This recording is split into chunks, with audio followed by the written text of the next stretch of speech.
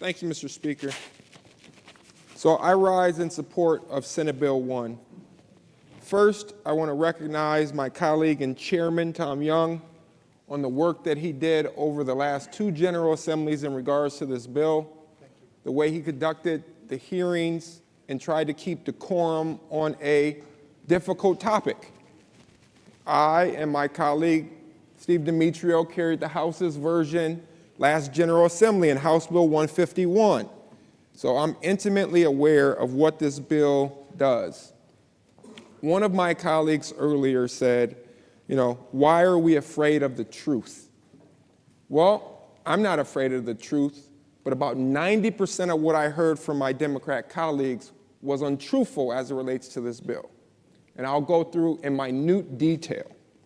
So for instance, it was alleged that this will get rid of black fraternities and black student unions.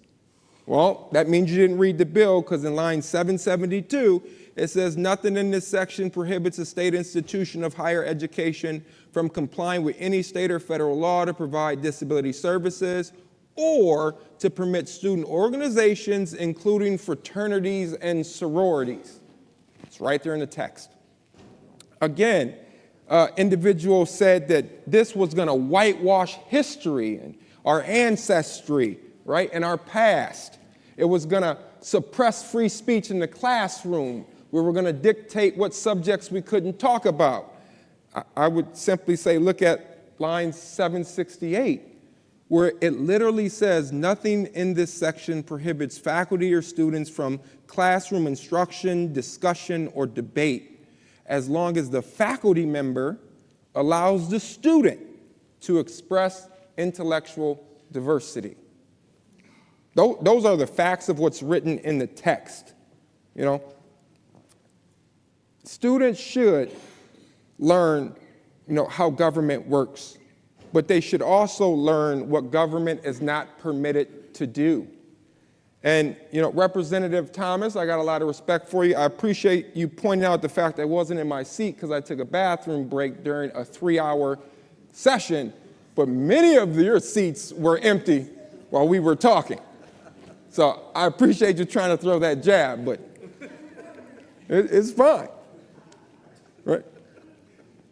So let's just talk about what really is at play here, right?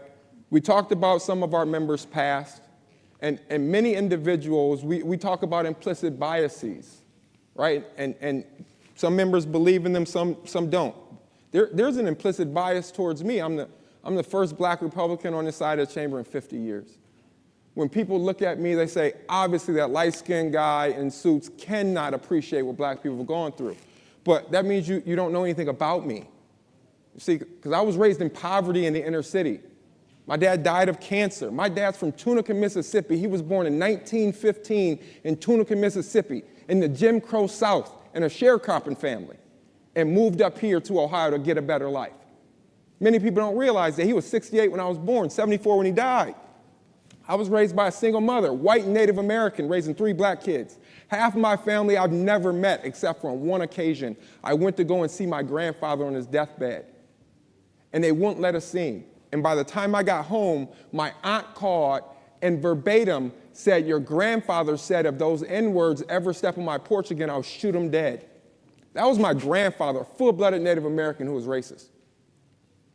I grew up in the inner city in poverty back when food stamps really were stamps that looked like, Monopoly money. If people from Toledo, they'd know, back then you used to get a voucher for a coat, and you could only get it redeemed at Value City on a Lexus. And I used to get a triple fat goose. And I knew the kids that were poor in my school because we all had the same exact coat. I grew up in poverty here, right? Dropped out of high school as a homeless guy. Slept on park benches. Fell at work, was disabled for 6 years, 40 procedures on my spine. Went through tremendous adversity and overcame it and went to college. Point of order, Speaker. What is the point of order? This does not relate to the bill. He gave me his personal story now. Yeah, well, I think almost everyone here has given their personal story so far.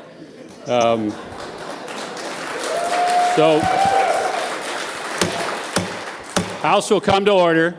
So I understand. Proceed, Representative Williams, and I'm sure you will tie this to the bill in some way. I will. Thank you. Please proceed. I appreciate that.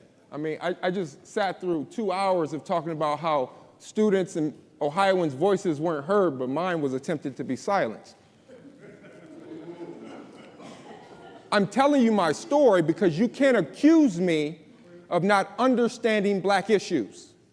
You can't accuse me of not understanding poverty. You can't accuse me of not understanding the history of this nation because I've lived it, my family's lived it. I understand it.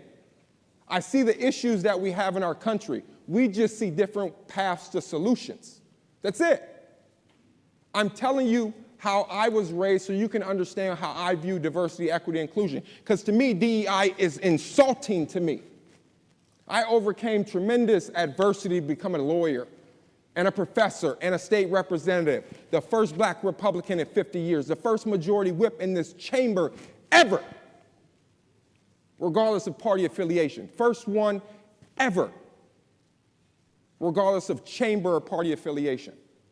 And I'm viewed as though I don't know black issues, and somehow I'm giving up on black people. I've even had people tell me they were going to pull my black card for this.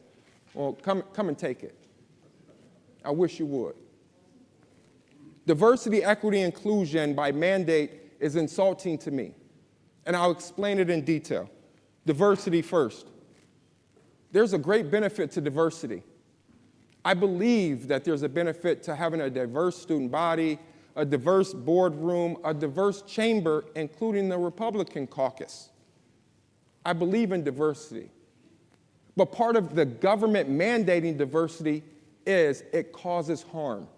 It can promote racial stereotypes. Because I'm pretty sure if there was a room full of 99 white individuals and you said, oh, we at least want one black person in the room, and I get in it, you're going to believe that I'm not advocating for your issues, right? Just the color of my skin doesn't mean I carry a certain perspective. I think a certain way on a subject.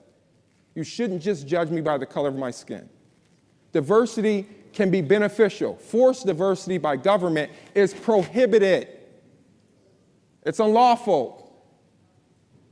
We are the same group of people that ran to the steps of the Supreme Court when Plessy versus Ferguson was enacted, and separate but equal was the law. We ran to the Supreme Court arguing that we wanted to be treated equal to everyone else. Not special, not preferred, but equal. And the court responded in Brown v. Board of Education and said black kids and white kids have to be taught the same in the same classroom. We ran to that court seeking justice. And now the Supreme Court has spoken on DEI. It's spoken. Students for Fair Admissions clearly outlined that DEI policies by government are no longer going to be permitted in the United States. Now I'm listening to members on the other side of the aisle argue for our institutions of higher learning to clearly violate the Constitution. A member today argued that we were going to take away the ability of our institutions of higher learning to hire with the focus on equity. That means they will be focusing on race, gender, sex, sexual orientation, gender identity. Those are classifications that are unlawful for our universities to do. So why are we advocating for it on this floor? It's not allowed, people. It's not allowed. Second, let's talk about this equity portion. Equity is just a closeted way of trying to put in quotas. That's all it is. If you believe that a room full of 100 people has to have 13 black members because that's the breakdown of society and you only find 5 qualified candidates, how do you get to your 13-member quota? You have to drop the standard in order to get more minorities in the room. Well, what does that do for the 5 members that got there based off their merit? What does that do for me, who has a Juris Doctorate, my wife, who has a master's degree, and has served in corporate rooms for 20 years? What does that do for me, who was already in the room? What happens is the other 87 members look at all of us as though the reason we're present is because of the DEI policies. You diminish my presence there based off my merit because you want to try to provide for a phantom land where every boardroom, every university, every classroom, every chamber should represent equally the diversity of the United States. That's unfeasible. See, instead of saying, how can we find the extra people to fill in the gaps? How about we actually solve the problem? See, some of us believe and some of us don't believe in systemic and systematic racism. I'll stand here and tell you, I believe in systematic and systemic racism. There are distinct differences. One is the system is put in place for the purpose of discrimination. One is discrimination is a byproduct of the system. I believe in both of those. The question is, what is the solution? DEI says we will lower a standard to get the number of people we want in the room. Why are we going to give an eraser to society so we can whitewash the blame from society that black people aren't qualified? How about instead you go and fix the inner city school districts that's represented by Democrat members and wonder why those schools are having reading proficiency scores 30% lower compared to their white peers, 30% lower math proficiency scores, graduation rates way below their peers. How about we go and fix the issue of why we're not producing more students qualified to get into college? Why we're not producing more students qualified to be hired as doctors and hired as lawyers? If you want to have a true conversation about getting rid of that, I'm all for it. And I'll work my butt off for it. We've done it. We've done workforce development training, making it free for everybody. We're trying to solve the root cause of the problem. Why are we underrepresented? Not how we just feed them into the room so we can feel warm and fuzzy that the numbers match. That's not what we should be doing. I mean, I know what I believe DEI is, and I believe, truthfully, it is simply a way the left is using the minority community, the black community, to get their agenda in. That's what I believe, but don't let facts get in the way of my feelings. So let's just look. Black Enterprise magazine, a staple in the black community, wrote an article noting a study where nationwide, of all chief diversity officers in corporate America, how many of you think are black? 4%. 4%. 78% white. Well, let's look at the actual study that it cites. Right? You can come and see it by Zippa, looking at these professions. 76.1% white, 3.8% black. Well, let's keep going. In 2011, 3.78% of all chief diversity officers in the United States were black. 10 years later, in 2021, the time of this study, 3.78% were black. We had DEI policies the whole time. We didn't gain a percentage point. We didn't gain a percentage point, but during that same time, white women gained more in that same study. How do we know? Well, we can look at some other studies. Here's Forbes magazine.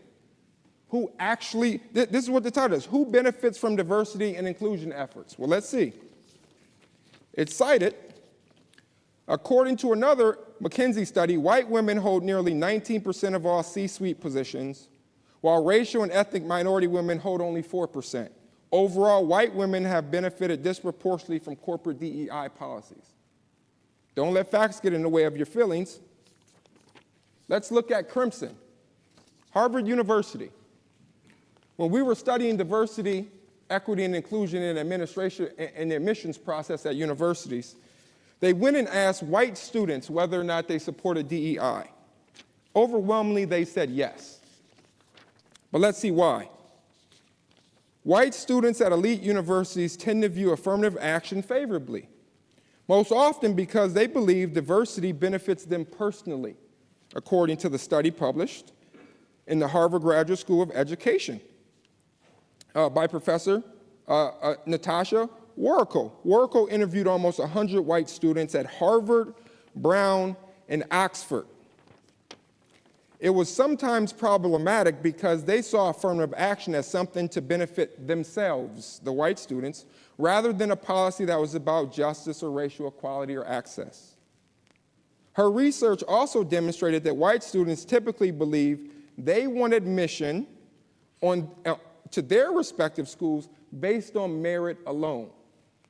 By contrast, many white undergraduates said they believe Black and Latino students benefited from affirmative action, and that's why they were on campus.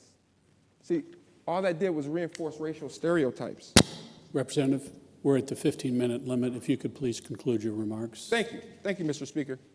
In conclusion, DEI needs to die in the state of Ohio.